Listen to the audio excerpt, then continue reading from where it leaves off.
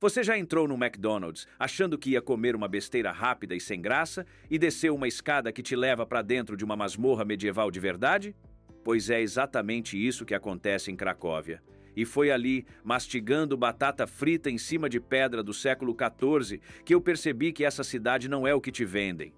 De dia, ela é postal de conto de fadas cheio de princesas pela rua. De noite, vira outra criatura. A capital não oficial das despedidas de solteiro da Europa inteira. O point onde gente de todo canto do mundo disputa a mesma pista de dança e um dos únicos lugares do continente onde dá para andar sozinho às 4 da manhã sem sentir medo nenhum. Como é que essas três coisas moram na mesma rua ao mesmo tempo sem se destruírem? E principalmente, por que raios eu voltei para esse mesmo lugar 2 noites seguidas? E o que eu vou te contar agora vai mudar a sua ideia sobre a Polônia. Primeira coisa que você precisa saber: Cracóvia não nasceu para ser ponte de balada. Ela nasceu para ser capital de reino. Foi sede do poder polonês por séculos, sobreviveu praticamente intacta à Segunda Guerra, coisa raríssima num país que foi arrasado de ponta a ponta e virou patrimônio da humanidade já na primeira leva escolhida pela Unesco nos anos 70. Isso é centro histórico de verdade, não réplica de plástico para turista tirar foto. E a fama de cidade mágica vem de muito antes. Existe uma lenda, registrada por um cronista polonês no século XIII, que conta que Cracóvia foi fundada depois que um simples sapateiro derrotou um dragão. E não foi na porrada. O cara encheu um cordeiro de enxofre, deu para o dragão comer e o bicho passou uma sede tão desgraçada que bebeu água do rio até explodir. Genialidade ou crueldade? Fica a seu critério. Parece história de dormir para criança, né? Só que a Caverna do Dragão existe de verdade até hoje. Você pode visitar? E segura essa, os historiadores descobriram que na Idade Média esse mesmo túnel funcionou como taverna e também como aquilo que a gente educadamente chamaria de zona. Ou seja, o point de bebida e paquera mais antigo documentado da cidade já nasceu dentro da própria lenda de fundação. Cracóvia tem vida noturna escrita no mito de origem, tá no DNA. Agora vem para o presente. Em 2004, a Polônia entrou na União Europeia e logo depois começou a rolar aquela onda de passagem aérea baratinha pelo continente. A conta que as agências de turismo fizeram na época era simples e brutal. Cerveja custando uma fração do preço de qualquer capital ocidental, centro histórico compacto e andável a pé, e um bairro inteiro cheio de porão bonito para beber, com aluguel muito mais barato que qualquer bar do oeste europeu. Junta com voo curto e barato e pronto, fórmula perfeita da bagunça. O resultado? Hoje a cidade recebe mais de 2 milhões de visitantes estrangeiros por ano, numa cidade que nem chega a ter 1 milhão de moradores. Para pensar, são mais turistas do que gente que mora lá. É como se no Brasil Curitiba recebesse o dobro da própria população em gringo todo ano, só para beber. E boa parte vem especificamente para festejar despedida de solteiro, viu? E o mais curioso: ao mesmo tempo, sem alarde, Cracóvia virou uma das cidades universitárias mais importantes da Europa Central, sede de uma das universidades mais antigas do continente, fundada no século XIV. Tem até uma fontezinha no pátio que, segundo a lenda dos estudantes, dá sabedoria para quem molha a testa antes da prova. Se funcionasse, eu já teria mergulhado a cabeça inteira antes de cada prova da minha vida. Então imagina a cena, mesma rua, mesmo horário. De um lado, grupo de despedida gritando animado num idioma que ninguém entende. Do outro, estudante saindo tranquilo da faculdade para tomar a cerveja de sexta. E no meio, um turista perdido tentando processar os dois ao mesmo tempo. Bagunçado? Com certeza.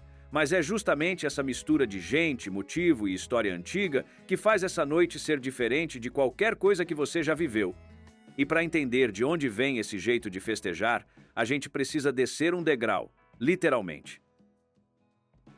Deixa eu te contar a parada mais bizarra que existe ali, porque quando eu vi jurei que era história inventada para render vídeo de internet. Tem um McDonald's na rua Florianska, uma das mais movimentadas do centro, que fica literalmente embaixo de um porão medieval de verdade. Na hora de reformar o prédio para abrir a loja, os operários bateram numa estrutura de pedra que fazia parte do antigo sistema de defesa da cidade, passagem, arco, história de séculos escondida embaixo do chão, sem ninguém saber que estava ali. E sabe o que fizeram? E sejamos honestos, em quase todo o canto do mundo, tapariam tudo com concreto para não atrasar a obra. Em Cracóvia, não. Abriram o McDonald's dentro daquilo mesmo. Arco de pedra, teto baixo, ambientação medieval preservada, tudo do lado da sua batata frita. Virou um dos McDonald's mais visitados da Polônia, tem gente que nem quer comer, só desce a escadinha para tirar foto na masmorra segurando um Big Mac. É o único lugar do mundo onde você faz check-in histórico e pede McLanche feliz na mesma visita. Para e pensa comigo. Você tá numa cidade onde até o fast food mais sem alma do planeta funciona dentro de porão de castelo. Isso resume Cracóvia melhor que qualquer guia de viagem. E não para por aí. Embaixo da praça principal, existe um museu inteiro escavado no subsolo, o Rheineck Underground, com ruína de mercado medieval, moeda de 700 anos e até esqueleto enterrado do jeito que os poloneses enterravam quem acreditavam que ia virar vampiro depois de morto, cabeça decapitada, colocada entre as pernas, para atrapalhar o corpo caso resolvesse levantar. Documentado, com plaquinha e tudo. A gente aqui tem medo de barata voando na cozinha. Eles enterravam gente de cabeça entre as pernas por precaução antivampiro, cada um com seus medos. Percebe o padrão? Cracóvia não esconde a própria história debaixo da terra por acaso. Ela constrói a vida moderna em cima do passado, o hambúrguer e a masmorra dividindo a mesma parede, a balada e a lenda dividindo a mesma caverna. E é esse padrão de porão antigo virando point novo que explica por que a noite ali é tão diferente de qualquer balada que você já frequentou. Repara numa coisa, quase todo point de festa importante em Cracóvia fica abaixo do nível da rua. Isso não é frescura de decoração, é estrutura pura. As construções do centro são da Idade Média, erguidas sobre porão de pedra grosso, feito para guardar vinho, carvão, mercadoria. Prédio velho de verdade tem porão de verdade. Quando o turismo explodiu depois dos anos 2000, esses porões esquecidos viraram a oportunidade imobiliária mais barata do centro. Teto baixo, tijolo aparente, arco de pedra, a atmosfera já vem pronta de fábrica. A Idade Média já fez o trabalho do decorador. Quer ver como é uma noite típica ali? Você começa jantando algo simples perto da praça, pode ser dentro do próprio McDonald's masmorra, e ninguém vai te julgar, eu fiz e não me arrependo. Depois, o roteiro clássico manda descer até Kazimierz, o antigo bairro judeu que carrega uma história pesada de perseguição e abandono. Lá tem uma pracinha meio feia de dia, com um prédio redondo de tijolo no meio, que há mais de 100 anos já foi açougue comunitário e que de noite vira o ponto zero de qualquer roteiro de bar. Dali para frente, o costume local é simples e meio hipnótico. Ninguém faz plano fechado de vamos para tal balada. Você entra num bar, sente o clima, bebe uma, e se não pegar a vibe, sai andando até a próxima porta que tiver música boa vazando por baixo da calçada. Quase não tem cover nesses bares menores, e olha que contra-intuitivo, quanto mais tarde fica, mais viva a rua fica. É o oposto do Brasil, onde lá pelas 3 a rua já esvazia e a insegurança bate na porta. E eu, brasileiro acostumado a night com hora para começar e Uber já marcado para fuga, travei no começo. Mas para onde a gente vai? Para lugar nenhum, e era exatamente esse o charme. E não dá para falar de beber em Cracóvia sem citar a vodka. A Polônia disputa com a Rússia, com unha e dente, o título de berço da bebida. Os dois têm documento histórico reivindicando a invenção, alguns datando produção no século VIII. É tipo a briga do pão de queijo entre Minas e Goiás, só que com muito mais teor alcoólico e consequências piores no dia seguinte. E até hoje é comum achar bar especializado só nisso, com dezenas de variações de mel, de pimenta, até de grama de bisão, juro que existe, servidas em tacinhas minúsculas, feitas para virar de uma vez só. Pensa comigo, em muita cidade grande, incluindo as nossas, balada é galpão gigante, telão de LED, ingresso caro, fila quilométrica. Lá, o normal é caber 30, 40 pessoas empilhadas debaixo de um teto de pedra de 500 anos, suando junto, rindo alto, batendo a cabeça sem querer numa viga baixa demais. Claustrofóbico? Um pouco, mas é íntimo de um jeito que galpão nenhum consegue copiar. Você já topou uma festa assim, apertada, sem luxo nenhum, só pela atmosfera? E aqui entra a parte que ninguém adivinha antes de pisar em Cracóvia. Existe ali uma cena de festa latino-americana inteira, formada por gente que atravessou o oceano para chegar lá. Eu segui o faro, e o faro era o som de reggaeton vazando pela rua fria polonesa, e cheguei num lugar chamado Teatro Cubano. Normalmente, quando um lugar na Europa se chama cubano, é cilada, aquele reggaeton de plástico tocado por DJ que nunca sentiu o cheiro de um feijão. Mas esse me surpreendeu, tinha alma. Reggaeton pesado, salsa, bachata e uma mistura de gente que eu não esperava tão longe de casa. O esquema de entrada é o de várias baladas pela Europa. Cover a partir de certo horário e mulher entrando de graça até a meia-noite. E aqui vai minha comparação, porque não dá para deixar passar. É a mesma lógica de qualquer balada aqui do Brasil. A gente vive falando que lá fora é tudo mais igualitário, mas na hora de cobrar a entrada, o machismo de precificação é internacional, une os povos. É a única coisa verdadeiramente universal que eu achei da Polônia. Cheguei cedo e rolou aquele clássico, o lugar vazio, morno, aquele clima de velório que dá desespero de será que a festa vai bombar mesmo?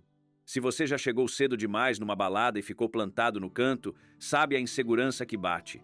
Mas aguenta, porque 2 horas depois aquilo virou outro planeta. Lotou. Um andar para fumar, outro para dançar. E teve um detalhe que me fez rir sozinho. Dentro do próprio prédio funcionava um hostel. Um dos latinos que conheci estava hospedado literalmente embaixo da pista. Sobe para a festa, dança até não aguentar as pernas, desce um lance de escada e dorme.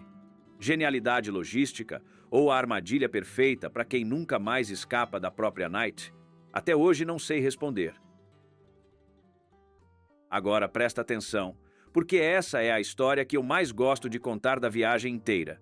Rola uma disputa de charme muito específica ali dentro. De um lado, quem realmente sabe dançar o ritmo, do outro, quem só tenta imitar para impressionar as polonesas.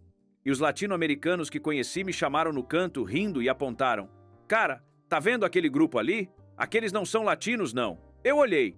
Roupa de latino, jeito de latino, postura de quem estava puxando o papo exatamente como um latino faria.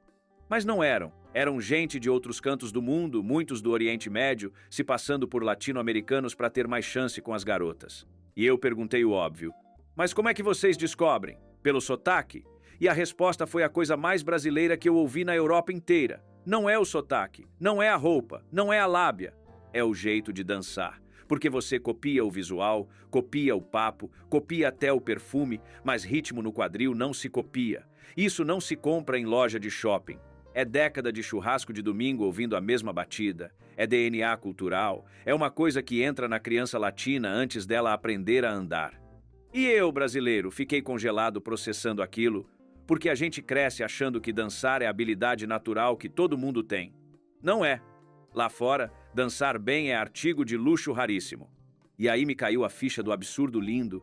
Tinha cara fingindo ser de outra nacionalidade porque ser latino ali era vantagem competitiva na pista. Deixa eu repetir devagar para você sentir o peso. Gente se disfarçando de latino-americano para impressionar mulher na Polônia.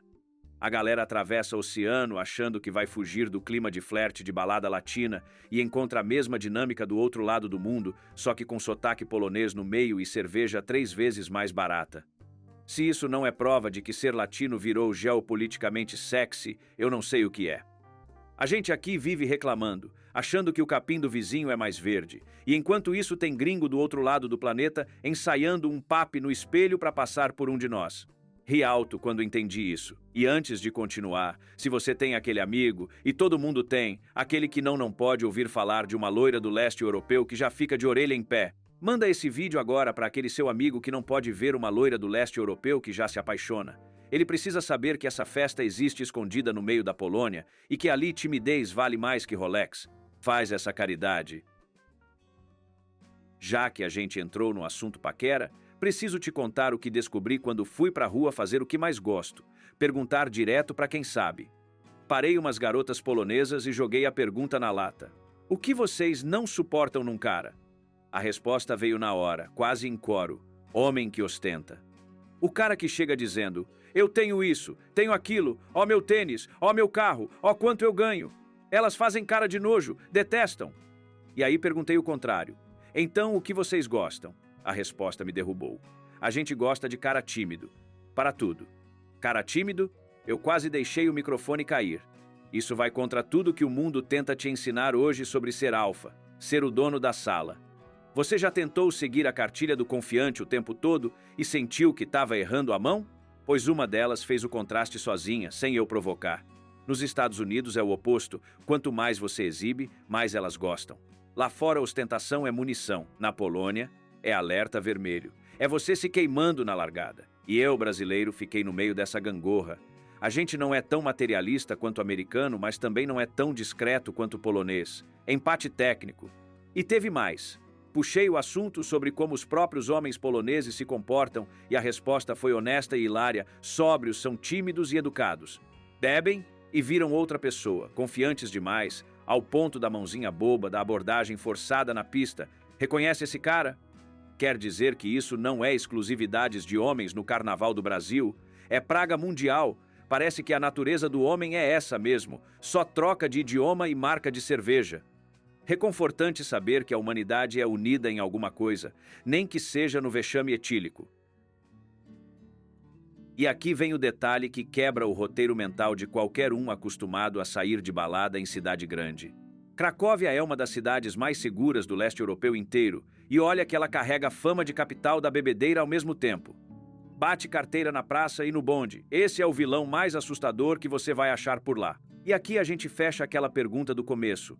Por que eu voltei 2 noites seguidas? Eu andei sozinho para hospedagem nas 2 madrugadas, uma delas quase 5 da manhã, sol já nascendo no verão europeu, sem aquele cálculo de qual rua eu desvio antes de chegar em casa, que todo brasileiro carrega tatuado no sangue. Centena de gente animada, grupo de despedida gritando, festa até o amanhecer, e a sensação de perigo simplesmente não existe. Já parou para pensar quanto tempo da sua vida você gasta calculando rota seguindo por instinto sem nem perceber? Aqui essa combinação de bebedeira, madrugada e rua vazia seria sinônimo imediato de mão na chave, coração acelerado. Lá é só mais uma sexta-feira comum. Foi por isso que eu voltei. Não foi pela balada, foi pela sensação quase espiritual para mim de esquecer que a chave de casa existe entre os dedos. Só que toda fama tem preço e eu preciso ser honesto até o fim.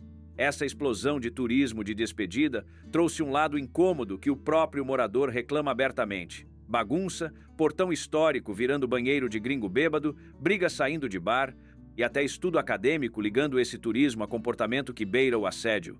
A prefeitura já discute taxa extra para conter esse visitante, ironia deliciosa, tentando afastar justamente quem mais gasta dinheiro ali. Orgulho ou ferida aberta? Pro morador que vê o próprio quarteirão virar caos toda sexta, a resposta não é tão animada quanto parece em vídeo de turista feliz. Mas no fim das contas, Cracóvia de noite é sobre um povo que sobreviveu à guerra e apagamento e decidiu, com teimosia bonita, reconstruir o que quebraram e abrir bar em cima da própria ruína. A mesma ruína onde a lenda diz que tudo começou, com um dragão e uma taverna clandestina. De todas as cidades do leste europeu que eu já visitei, a noite de Cracóvia é, disparado, a minha favorita. Não porque é perfeita, não é, e eu acabei de te mostrar os defeitos. É porque é contraditória, engraçada, calorosa e absurdamente real, do jeito que a vida de verdade costuma ser quando a gente para de esperar que ela seja cartão postal sem manchas. Então eu te pergunto na lata, você toparia essa night, sem roteiro fechado, só andando de porão em porão numa cidade onde ninguém tem pressa de chegar em lugar nenhum? Eu já sei a minha resposta, mas quero saber a sua. Comenta aqui embaixo a sua. Se inscreve no canal, porque essa viagem pelo leste europeu tá só começando. E não esquece de mandar esse vídeo pro amigo que precisa aprender a ser mais tímido e menos Rolex. Ah, e não deixe de conferir esse outro vídeo da Polônia para você entender esse paraíso muito melhor. Valeu, galera. Até a próxima.